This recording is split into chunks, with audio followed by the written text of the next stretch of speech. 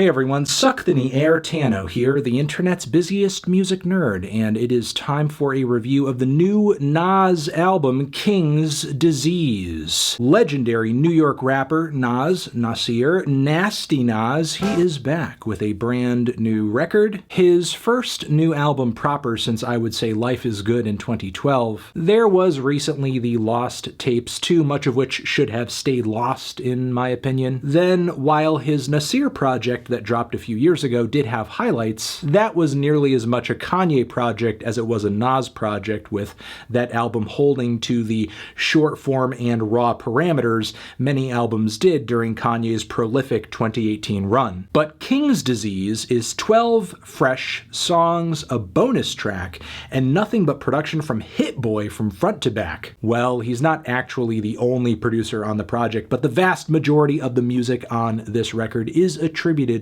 to him. As a result, it's not just interesting to hear another side of Nas on this project, but another side of Hit Boy too. When one thinks Hit Boy, one's mind most likely goes to his biggest and most essential hip-hop hits, like this one. Then there's Kendrick, Backseat Freestyle, Travis Scott, Sicko Mode, A Click off of Cruel Summer, and many, many, many more. When Hit Boy makes a banger, he makes a banger. Not that Hit Boy's versatility was ever a secret, but he's done lots of work for a myriad of different artists over the years. But the set of beats he has crafted for this Nas album are incredibly focused in how ritzy and glamorous they are, with maybe only a few exceptions. Then the record lyrically sees Nas existing in a somewhat sagely form. He seems to be at a point in his career where he has these very broad views on blackness, money, success, love, history, trying to relay as many observations as he can on these topics. But even if most of the revelations delivered on this project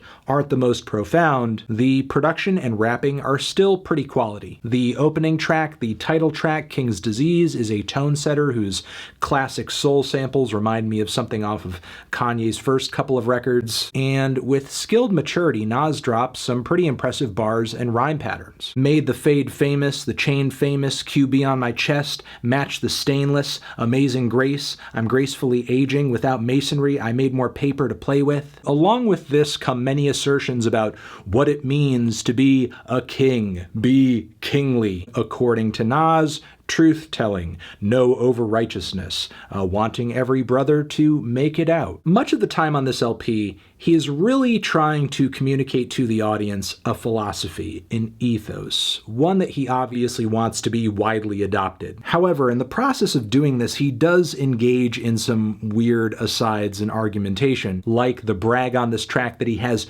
no rap in his playlist. Ooh. I am so tired of rappers, both young and old, just making a big deal of the fact that I don't even listen to hip-hop. I'm not even listening to rappers right now. Just musically and mentally, I'm just in God mode, not listening to any rap. Then another line that really stuck out to me was, stupidest part of Africa produced blacks that started algebra, and then going on to say, you know, how would your life be if you knew that? Or how would the world be if that was taught or something? But I get the desire to reframe the historical and cultural narrative around the continent and the advances that have been made over centuries there, but to put it like, oh, the stupidest part did this, just seems like unnecessarily petty and divisive. Still, it's a quality taster for the record and transitions nicely into the following Blue BENZ, which is a glamorous, string-heavy banger with lots of glistening pianos, fantastic string passages too. Musically, it sounds like a fusion of the jazz rap and hardcore hip-hop that Nas was known to hop on when he was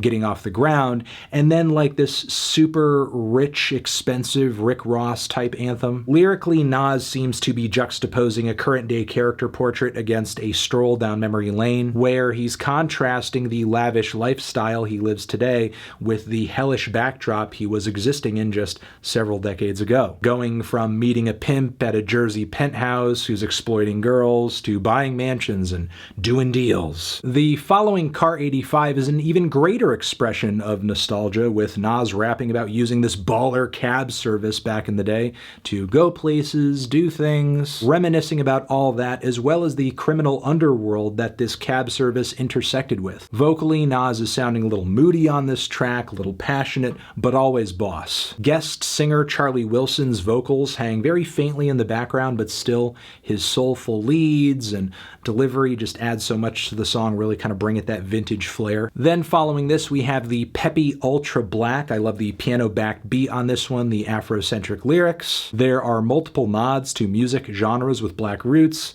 Nas goes on about black beauty, black culture, advice to his children. The Doja Cat line, I could kind of take or leave because I don't really see Doja Cat in all of her questionable exploits as being like this anti-black figure. I mean, she's obviously someone who struggles with insecurity, needing attention, and probably a host of other things as well, but it doesn't make sense to attack her for something that seems like it's born out of a personal weakness than an outright hatred of something or somebody. Topically, though, Nas doesn't really go that much deeper into the subject with a lot of his references, staying pretty surface level, which is okay, I guess. It leaves the track feeling more like a chill, laid-back celebration than a thorough lesson, and there have been a lot of songs in this vein dropping as of late, and I wouldn't say this is one of the best of them. Following this, we have a short, trappy number that sounds like something that you might get off of Drake's If You're Reading This. Not a favorite of mine in the track list, but I do appreciate the fact that it provides a bit of a transitional moment as sonically and lyrically Nas moves on to a series of songs where he is really going into the topic of love, relationships, specifically relationships going bad. Sadly, this is also where the biggest lull in the track list also comes. First, we have Replace Me with Don Toliver, and Don kills the hook. The beat is okay, but it's really Nas lyrically who steals the first leg of the track with a coldly delivered but heartening verse where he clearly comes off as a man who is very much loved and lost love. His portrayal of love almost like an addiction on this track. I'm in control, I'm in her soul, the vivid imagery of expensive gifts being given. Also, only thing worse than being alone is wishing you were. But then Big Sean comes through in the second half with maybe some of the corniest lines on the entire record. Talk a little sweet about me, a lot of sour. I bought you diamonds even though I got a heart of gold, which that doesn't even make sense. Is that not something you would do if you had a heart of gold, I guess? Would you have to have a heart of diamonds to buy someone diamonds? Come on, dude. I'm not your ex.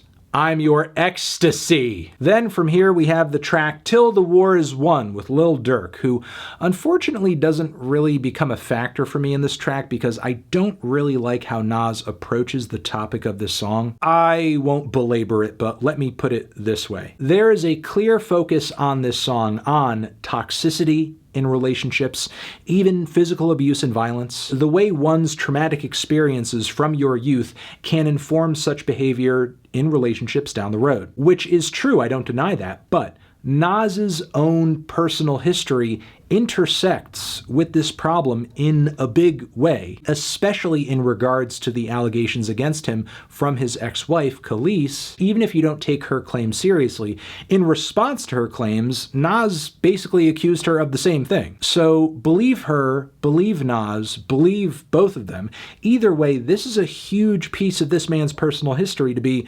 overlooking so blatantly on a track of this topic. Now, granted, there are a few lines where he's like very subtly like referencing it a little bit. The track felt a little performative for me, like he would rather whitewash history than engage with it. Maybe that's a symptom of King's disease. I don't know. We then get the track All Bad featuring Anderson .Paak, where lyrically we see a relationship being depicted as going bad. A lot of bars on this track where Nas is just aching over this girl and this love going sour. A lot of room for Anderson .Paak to kill it on the hook, and a very melodic verse too. Then from here I would say things pick up a little bit. The definition is like a hyper piece of synth funk with ringing keys, high gloss, very pronounced bass as well. Nas lyrically goes on this rant about framing black people in the media with negative slants. He also puts some of the responsibility here, rightfully so, on the government and politicians, talking about super predators, also Gayle King and the Kobe Bryant incident. This is easily one of the most passionate diatribes on the entire record, attempting to give a broad view of these racially based social issues. The song Full Circle, fitting title, is essentially a musical celebration for the old heads, the longtime fans. With Nas reassembling The Firm here, we have great guest verses from AZ, Cormega, and Foxy Brown, who absolutely kills it on her verse. Then following this on 10 points, we have more very familiar themes, with Nas cycling back on topics like king behavior, get a lawyer, read your contract, and eat food. Eat food! More commentary on the media, like philanthropy from Kobe and Michael Jordan and how that's overlooked. While it's nothing new for the album at this point, it's still pretty moving, thoughtful, and compelling because Nas just seems to have a lot of fire in his belly on these topics right now in his life. To close up shop, we have the song The Cure, which I think is my favorite beat on the entire record. Like, Hit Boy just went off on this thing. We get hit with these strangely pitched up and then immediately pitched down soul samples. Then a very cerebral beat switch after the first leg that goes over very well. Then to round things out, we have a skeletal ending that puts a huge amount of emphasis on Nas's final words. I think the sentiment he's trying to leave listeners with, being a man, being a king, it's not about the cards you're dealt, but how you deal with them, essentially. But the overall view of the album does feel much broader than that, though. So overall feelings on this project, I liked it. I thought it was pretty good. There were some duds in the track list, most specifically around the middle, and while Nas, in my opinion, could have done a better job on focusing on some of these topics to the point where he's going deep into them for the length of an entire song, rather than just addressing a little bit of this, a little bit of that, a little bit of this other thing. Lyrically, he's still dropping very poetic bars. I just think at this point in his career, he's giving what he's saying more room to breathe, and on top of that, he's putting a bit more thought into what he's saying, I think, at points, and approaching it with a level of maturity that he hasn't quite before. That and the consistently good and decadent production from Hit Boy makes this not one of Nas's best records, but I think one of the better titles in this third act of his career. Feeling a light 7 on this one. Transition, have you given this album a listen? Did you love it? Did you hate it?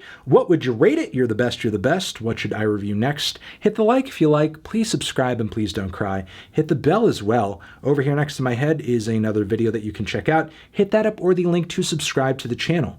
Anthony Fantano, Nas, King's Disease, forever.